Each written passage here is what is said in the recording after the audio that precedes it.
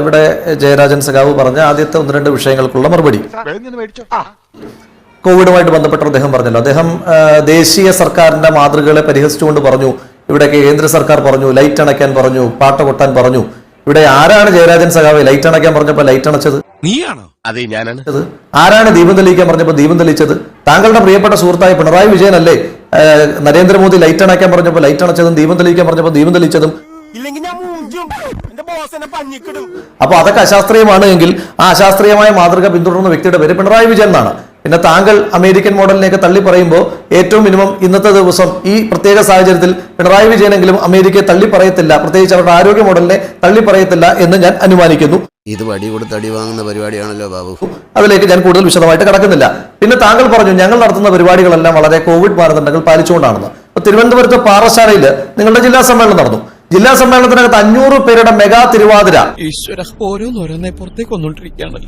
തിരുവാതിര എന്ന് പറയുന്നത് ഞാൻ ഈ തിരുവാതിരയുമായിട്ട് ബന്ധപ്പെട്ട ഡാൻസിന്റെ വലിയ ആധികാരികമായ ശാസ്ത്രം എന്ന് പറയുന്നയാളല്ല, എങ്കിൽ പോലും കൈകൾ തമ്മിൽ കൂട്ടിമുട്ടിക്കണം എന്നൊക്കെയാണ് ഞാൻ മനസ്സിലാക്കുന്നത്. തെറ്റുണ്ടെങ്കിൽ ഷാനിനെ തിരുത്തണം.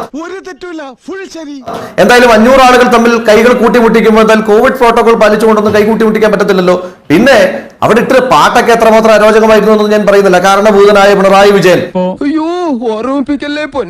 എനിക്ക് പെട്ടെന്ന് ഓർമ്മ വരുന്നത് താങ്കളെ പറ്റി താങ്കളുടെ ചില അനുയായികൾ ഒരു പാട്ട് വെച്ചപ്പോൾ താങ്കളെ പരോക്ഷമായി ശാസിക്കുകയും പിന്നീട് താങ്കളുടെ ഒരു ഉയർച്ചയ്ക്ക് വരെ പ്രതിരോധം സൃഷ്ടിക്കുകയും ചെയ്ത വ്യക്തിയുടെ പേരിൽ കാരണഭൂതനായ പിണറായി വിജയൻ, കേരളത്തിലും ലോകത്തിലും മുഴുവൻ കമ്മ്യൂണിസം വ്യാപിപ്പിക്കുന്നത് പിണറായി വിജയൻ എന്നാണെന്നൊക്കെ പറയുമ്പോൾ ലോകത്തിൽ ആർക്ക് പ്രതിഷേധം തോന്നിയില്ലെങ്കിലും താങ്കൾക്കെങ്കിലും ഉള്ളിന്റെ ഉള്ളിൽ പ്രതിഷേധം തോന്നിയിട്ടുണ്ട്.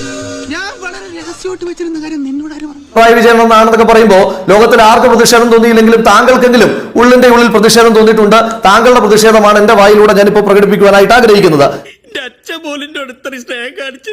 താങ്കൾ പറഞ്ഞു സ്വാഭാവികമായ പ്രതികരണമാണ് അവിടെ ഉണ്ടായത്. ഇതുപോലെ സ്വാഭാവികമായ പ്രതികരണം നിങ്ങൾ നടത്തിയ ഒരു പ്രദേശം ഉണ്ടായിരുന്നു, നന്ദിഗ്രാമും സിംഗൂരും. അതൊന്ന് ഓർക്കുന്നത് നന്നായിരിക്കും. നന്ദിഗ്രാമിലും സിംഗൂരിലും ഇതുപോലെ കോർപ്പറേറ്റുകളുടെ സ്ഥാപനം ഞങ്ങൾ അവിടെ നടപ്പിലാക്കും, കൊണ്ടുവന്നേ അടങ്ങൂ എന്ന് നിങ്ങൾ വാശി പിടിച്ചു. ആ വാശി പിടിച്ചതിന്റെ അടിസ്ഥാനത്തിൽ പിന്നീട് അവിടെ നിങ്ങളുടെ പാർട്ടിക്കാരും പോലീസുകാരും കൂടെ ചേർന്നുകൊണ്ട് നാട്ടുകാരായ നിരപരാധികളെ വെടിവെച്ചു കൊന്നു. അവിടുത്തെ അതിന് നേതൃത്വം കൊടുത്ത ഒരു MP, നിങ്ങളുടെ CPM-ന്റെ MP, അയാളുടെ വീട്ടിൽ നിന്ന് പിന്നീട് നിങ്ങളുടെ സർക്കാർ താഴെ വീണ് TMC-യുടെ സർക്കാർ വന്നപ്പോൾ അയാളുടെ വീട്ടിനകത്തു നിന്ന് മാത്രം കുഴിയിൽ നിന്ന് 5000-ഓളം മൃതശരീരങ്ങളാണ് ഉപ്പിട്ട നിലയിൽ കണ്ടെത്തിയത്. ഞാൻ ഉപദേശിക്കുന്നു കരുതരുത്, മുതലാളി ഒരു ചെത്തിയാണ്. എന്താ പിന്നെ സംഭവിച്ചത് സഖാവേ? 2006-ൽ നിങ്ങൾക്ക് 176 സീറ്റ് ഉണ്ടായിരുന്നു. ഇതുപോലെ നിങ്ങൾ പ്രതിരോധിക്കുന്നതിന് മുമ്പ് അവിടെ നിന്ന് 2011 എത്തുമ്പോഴത്തേക്കും നിങ്ങളുടെ സീറ്റ് 40. ഇപ്പൊ നിങ്ങളുടെ സീറ്റ് എത്രയാണെന്ന് അറിയാമോ? 3 സീറ്റാണ്. അതെ അതെ, അതൊക്കെ ആലോചിക്കുമ്പോ എത്രയും പെട്ടെന്ന് തൂങ്ങിച്ചാവുന്നതാണ് നല്ലത്. ബംഗാളിൽ നിങ്ങൾക്ക് ആകെയുള്ളത് നിങ്ങളുടെ സ്വാഭാവികമായ പ്രതികരണത്തിന്റെ ഭാഗമാണ്. കുറെ സഹാക്കന്മാർ ഇപ്പൊ കാട്ടിലൊളിച്ചിരിക്കുക ജീവഭയം കൊണ്ട്.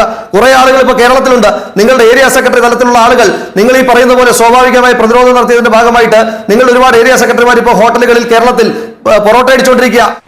പിന്നെ നാണക്കെടുത്തി കുറെ ആളുകൾ കെട്ടിട നിർമ്മാണ മേഖലയിൽ ചാന്ത് കുഴച്ചുകൊണ്ടിരിക്കുക. നിങ്ങൾ പ്രതിരോധിച്ചതാ. അതേ പ്രതിരോധമാണ് നിങ്ങൾ ഇന്ന് കണ്ണൂരിൽ നടത്തിയത്. നിങ്ങൾ പറയുന്നു ഞങ്ങൾ കോവിഡ് പ്രോട്ടോകോൾ ലംഘിച്ചു. 100-ലധികം ആളുകളാണ് ആ അടച്ചിട്ട മുറിയിലെ ആ സമ്മേളനത്തിൽ പങ്കെടുത്തിട്ടുള്ളത് എന്ന് മാധ്യമപ്രവർത്തകർക്ക് മുഴുവൻ അറിയാം. സത്യമാണെങ്കിലും എനിക്ക് അംഗീകരിച്ചു കൊടുക്കാൻ പറ്റുമോ?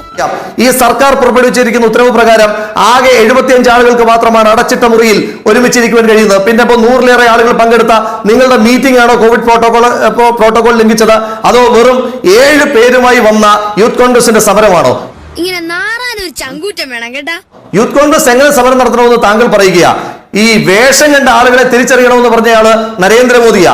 ആ നരേന്ദ്രമോദിയുടെ പാർട്ടിയുടെ അക്രമം നേരിട്ട് താങ്കൾ തന്നെ വീണ്ടും അതിന് ആവർത്തിക്കുകയാണ്. വേഷം കണ്ട ആളുകളെ തിരിച്ചറിയണം. അതിപ്പോ ഓരോ കീഴ്വഴക്കങ്ങളാവുമ്പോ റിജിൽ മാക്കുറ്റി പാൻസ് ഇട്ടതാണോ താങ്കളുടെ ഇന്നത്തെ കുഴപ്പം? അതല്ല, റിജിൽ മാക്കുറ്റി പിന്നെ എന്തായിരുന്നു വേണ്ടത്? റിജിൽ മാക്കുറ്റിക്ക് ഇഷ്ടമുള്ള വസ്ത്രം ധരിക്കാനായിട്ടുള്ള സ്വാതന്ത്ര്യമുള്ള നാടല്ലേ ഇത്? അദ്ദേഹം ആംബുലൻസിൽ നെഞ്ചുവേദനയായിട്ടൊന്നും വന്നില്ലല്ലോ റിജിൽ മാക്കുറ്റി. അദ്ദേഹം വളരെ മാന്യമായി ജനാധിപത്യ മാർഗത്തിലൂടെ സമരം ചെയ്യാൻ വന്നു. അത്രയേറെ പോലീസുകാർ അവിടെ നിൽക്കുമ്പോ, അത്രയേറെ പാർട്ടിക്കാർ അവിടെ നിൽക്കുമ്പോ 7 പേരുമായി വന്ന ആളുകൾ മാവോ മോഡൽ അക്രമം നടത്തുവാൻ വന്നതാണ് എന്ന് താങ്കൾ പറഞ്ഞാൽ ആരെങ്കിലും വിശ്വസിക്കുമോ? അതൊന്നും എനിക്കറിയാൻ മേല. ഇങ്ങനെ എന്തെങ്കിലുമൊക്കെ പറയുമ്പോഴേ എന്റെ മനസ്സിനൊരു സന്തോഷം ഉണ്ടാവും. മാത്രമല്ല, ഇനി മാവോ മോഡൽ അക്രമം നടത്തുന്നത് താങ്കൾ തന്നെ പേരെടുത്ത് പറഞ്ഞു. താങ്കൾ പേരൊക്കെ പറയുമ്പോൾ എനിക്ക് വലിയ ആശങ്കയുണ്ട്. താങ്കൾ പേരെടുത്ത് പറഞ്ഞ റിജിൽ മാക്കുറ്റി, താങ്കൾക്ക് അറിയുന്ന ആ പ്രദേശത്തുള്ള ആ മീറ്റിംഗിൽ പങ്കെടുത്ത മുഴുവൻ ആളുകൾക്ക് പറയുന്ന റിജിൽ മാക്കുറ്റിയാണോ മാവോ മോഡലുള്ള സമരവുമായിട്ട് മുന്നോട്ട് വരുന്നത്? അപ്പോ ഇത് തീർച്ചയായിട്ടും അവിടെ ന്യായമായ ഒരു പ്രതിഷേധമാണ് ഉണ്ടായത്. നിങ്ങളിപ്പോ സമരത്തിന്റെ പരിധി നിശ്ചയിക്കുക. പ്രത്യേകിച്ച് കണ്ണൂരിലെ ജയരാജൻ സഖാവ് വന്നിരിക്കുമ്പോ കണ്ണൂരിൽ നിന്ന് തന്നെ നിങ്ങൾ സമരത്തിന്റെ പരിധി നിശ്ചയിക്കണം. ആ തേണ്ടി RDPയുടെ തൊലി ഇരിക്കുകയാണ് ഉത്തമ. ഈ പിന്നെ നമ്മുടെ മുൻ സഹകരണ മന്ത്രിയായിരുന്ന MP രാഘവനെ അദ്ദേഹത്തെ കൊല്ലാൻ പറ്റാത്തപ്പോ വളരെ സാധുക്കളായിട്ടുള്ള പാമ്പിനെയും കരികുരങ്ങിനെയും വരെ കത്തിച്ചു കൊന്ന ആളുകൾ, ആ പാർട്ടിയുടെ ആളുകൾ ഇപ്പോൾ ഞങ്ങളോട് അഹിംസയെ പറ്റി സംസാരിക്കുകയാണ്. നിങ്ങളാണോ സമരത്തിന്റെ പരിധി നിശ്ചയിക്കുന്നത്? ഒരു മുഖ്യമന്ത്രി, ഉമ്മൻചാണ്ടി എന്ന് പറയുന്ന മുഖ്യമന്ത്രിയുടെ കാറിന്റെ ചില്ല് തകർത്ത് അദ്ദേഹത്തിന്റെ നെഞ്ചിലേക്ക് കല്ലെറിഞ്ഞ് സമരം നടത്തിയ ആളുകൾ ഇപ്പോൾ സമരത്തിന്റെ പരിധികൾ നിശ്ചയിക്കുവാൻ തുടങ്ങുക. അതെവിടുത്തെ ന്യായമാ? നീ കരികൊടി കാണിക്കുവാൻ പോകുമ്പോ തലേ ദിവസം നോട്ടീസ് എഴുതി കൊടുത്തിട്ടാണോ കരികൊടി കാണിക്കുവാൻ വേണ്ടിട്ട് പോകുന്നത്? അങ്ങനെയാണോ താങ്കളും താങ്കളുടെ സഹപ്രവർത്തകരും സമരം ചെയ്തു പോയിട്ടുള്ളത്? അപ്പോ ഇവിടെ അക്രമം നടത്തി, ജനങ്ങൾ അക്രമം നടത്തി എന്നാ പറയുന്നത്. ഡിവൈഎഫ്ഐയുടെ ജില്ലാ സെക്രട്ടറി, ജില്ലാ പ്രസിഡന്റ് അടക്കമുള്ള ആളുകൾ അക്രമം നടത്തുന്നത് ജനങ്ങളുടെ തലയിൽ നിങ്ങൾ എന്തിനാ കെട്ടിവെക്കുന്നത്? ഏത് പൊതുജനങ്ങളാണ് ജയരാജൻ സഖാവ് പറയണം? ഏത് പൊതുജനമാണ് റിജിൽ മാക്കുറ്റിയെ മർദ്ദിച്ചത്? അതിന്റെ വിഷ്വൽസ് ഇന്ന് ചാനലുകളിലൂടെ മൊത്തം വന്നതാണല്ലോ. ഞാനത് വീണ്ടും വേണമെങ്കിൽ കാണിക്കാം. ആ വിഷ്വലിനകത്ത് ഡിവൈഎഫ്ഐയുടെ ജില്ലാ സെക്രട്ടറി വരെ വന്ന് മർദ്ദിക്കുകയാണ്. അപ്പൊ അതിനകത്ത് നിങ്ങളുടെ പാർട്ടിക്ക് ഒരു ഉത്തരവാദിത്വമില്ലേ? അതാണ് ഞങ്ങളുടെ കുടുംബത്തിന്റെ മഹിമ. എല്ലാ പൈപ്പറും നല്ല അടിപൊളിയാണ്. ഒരു ജനാധിപത്യപരമായ സമരം നടത്തുന്നതിനകത്ത് നിങ്ങൾ ഇത്ര വലിയ അക്രമം അഴിച്ചു വിട്ടിട്ട് നിങ്ങൾ ജനാധിപത്യത്തെ പറ്റി ഞങ്ങളോട് ക്ലാസ് എടുക്കുകയാണോ? ഒരു പ്രത്യേക ജീവിതമല്ലേ. ഒരു CPM-കാരൻ, പ്രത്യേകിച്ച് അവരുടെ നേതൃത്വത്തിൽ ഇരിക്കുന്ന ആളുകൾ ആകെ ജനാധിപത്യത്തെ പറ്റി സംസാരിക്കുന്നത് ഷാനി, അവരുടെ 24 മണിക്കൂറിൽ വൈകുന്നേരങ്ങളിൽ ചർച്ചയ്ക്ക് വന്നിരിക്കുന്ന 1 മണിക്കൂറല്ലാതെ ഇവർ 23 മണിക്കൂർ ഉറങ്ങുമ്പോൾ പോലും ജനാധിപത്യം കാണിക്കാത്ത ഇവർ ഞങ്ങളെ ജനാധിപത്യം പഠിപ്പിക്കുമ്പോൾ ആ ജനാധിപത്യത്തിന്റെ ക്ലാസ് ഒന്നും ഞങ്ങൾ ഇരിക്കേണ്ട കാര്യമില്ല. അവന് ബുദ്ധിയുണ്ട്, മനസ്സിലായോ? അപ്പൊ ഞാൻ ചോദിച്ചോട്ടെ, നിങ്ങൾ ഇനി നാളെ ഒരു കാര്യം ചെയ്യും, കണ്ണൂരിലെ ഇതേ ഗുണ്ടാ സംഘം, ഈ CITU പിന്നെ കൂലിത്തന്റെ തൊഴിലാളി വിഭാഗം, നിങ്ങൾ നേരെ നാളെ എറണാകുളത്തേക്ക് വെച്ചുപിടിക്കുക. ദേവൻ രാമചന്ദ്രൻ ഇന്ന് നിങ്ങളുടെ സർക്കാർ ഈ കല്ലിടുന്നതിനെതിരായിട്ട് ഏറ്റവും ശക്തമായിട്ടുള്ള വാക്കുകളുമായിട്ട് സർക്കാരിനെ വിമർശിച്ചില്ലേ? സർക്കാർ ആരോട് ചോദിച്ചിട്ടാണ് കല്ലിടുന്നത് ചോദിച്ചില്ലേ? ആരോട് ചോദിച്ചിട്ടാണ് സർവേ നടപടികളുമായിട്ട് മുന്നോട്ട് പോകുന്നത് ചോദിച്ചില്ലേ? ഇവിടെ സോളിസിറ്റർ ജനറൽ, കേന്ദ്ര സർക്കാരിന് വേണ്ടി ഹാജരായ സോളിസിറ്റർ ജനറൽ പറഞ്ഞല്ലോ, ഞങ്ങൾ ഇതിന്റെ DPR വിശദമായി പഠിച്ചതിന് ശേഷം മാത്രമേ പദ്ധതിക്ക് അംഗീകാരം കൊടുക്കത്തുള്ളൂ. അപ്പൊ നിങ്ങൾ ഇനി കേന്ദ്ര സർക്കാരിനെ, റെയിൽവേ മന്ത്രിയും ഒക്കെ ഇന്ന് റിജിൽ മാക്കുറ്റിയെ കൈകാര്യം ചെയ്ത പോലെ അതേ രീതിയിൽ തന്നെ കൈകാര്യം ചെയ്യാനാണോ നിങ്ങൾ ആഗ്രഹിക്കുന്നത്? ശവത്തെ കുത്തരുത്.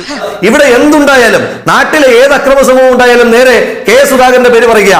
ഒരാഴ്ച മുമ്പല്ലേ ഷാനിയുടെ അടക്കമുള്ള ഫ്ലോറിൽ വന്നിട്ട് CPM-ന്റെ നേതാക്കന്മാർ ജനാധിപത്യത്തെ പറ്റി സംസാരിച്ചത്, സമാധാനത്തെ പറ്റി സംസാരിച്ചത്? ഒരു സമരം നടക്കുമ്പോൾ ഇങ്ങനെ ഒരു അക്രമം നടത്തിയതിന്റെ പാരമ്പര്യം, ഒരു സമരത്തെ മറ്റൊരു അക്രമത്തിലൂടെ നേരിട്ടതിന്റെ പാരമ്പര്യം CPM-നല്ലാതെ വേറെ ആർക്കെങ്കിലും കേരളത്തിൽ എന്താ ശരിയല്ല മാവ? ശരിയല്ലെന്ന് ഇനി കയ്യൂക്ക് കൊണ്ടാണ് അങ്ങോട്ടും ഇങ്ങോട്ടും കേരളത്തിലെ രാഷ്ട്രീയം എന്നാണോ? കോൺഗ്രസിന്റെ കയ്യൂക്കുകൊണ്ടാണ് എന്ന് KPCC-യുടെ പ്രസിഡന്റ് എപ്പോഴാ പറഞ്ഞത് ഷാനി? ഇന്ന് ഞങ്ങളുടെ പ്രിയപ്പെട്ട സഹപ്രവർത്തകരെ നിങ്ങളുടെ മാധ്യമങ്ങളുടെ അടക്കം മുന്നിൽ വെച്ച സംസ്ഥാനത്ത് അറിയപ്പെടുന്ന നേതാക്കന്മാരെ ഇത്ര ക്രൂരമായി മർദ്ദിക്കുമ്പോൾ നിങ്ങൾക്ക് എന്തുകൊണ്ടാണ് പഴയ കാര്യം പറഞ്ഞിട്ട് ബാലൻസ് ചെയ്തിരുന്നത്? അങ്ങനെ നിങ്ങൾക്ക് എന്തുകൊണ്ടാണ് പിണറായി വിജയൻ TP ചന്ദ്രശേഖരൻ കൊല്ലപ്പെട്ടതിന് ശേഷം കുലംകുത്തി എന്ന് പറയുന്നത് ബാലൻസ് ചെയ്യാൻ വേണ്ടിയിട്ട് നിങ്ങൾക്ക് ഉപയോഗിക്കാൻ കഴിയാത്തത്? അയ്യോ, അങ്ങനെ പറഞ്ഞൂടാ.